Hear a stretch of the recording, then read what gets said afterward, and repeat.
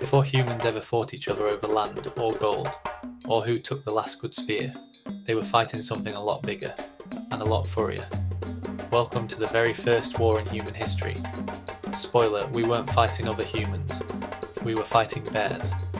For a cave. Picture Europe about 40,000 years ago. No houses, no fires you could just switch on. No Uber Eats. Winter out there wasn't put on a jacket cold, it was you will actually die cold.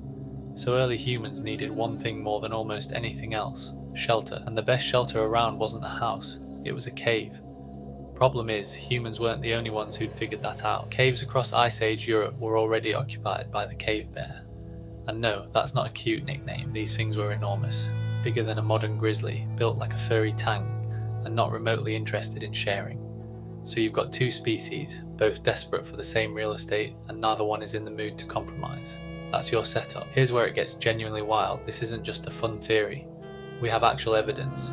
Archaeologists have found cave bear skulls with puncture wounds that line up exactly with spear tips. Not accidents, not scavenging.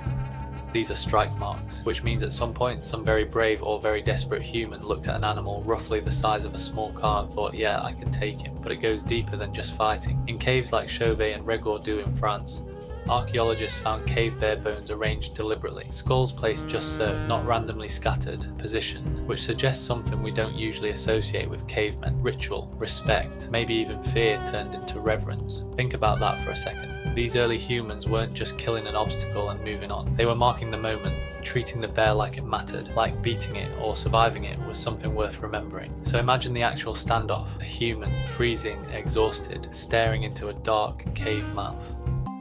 Somewhere in there, a cave bear the size of a small car, extremely unbothered, and the only way in is through it. Here's why this tiny, brutal standoff actually matters. Every time humans won one of these fights, they didn't just get a cave, they got something bigger, the first real foothold in fixed shelter, a place to actually stay, to build a fire that lasted, to raise kids somewhere that wasn't just wherever we ended up today. That's not a small thing. That's the first rough draft of what would eventually become home, settlements, civilization. All of it, arguably, starts with someone deciding a cave was worth fighting a bear for. So next time you complain about your landlord, remember, your ancestors' idea of a housing dispute involved a spear and something that could remove your arm. If you like this one, stick around. Next time, we're covering a war that 2 entire Italian cities fought over a stolen wooden bucket. Yes, really, see you then.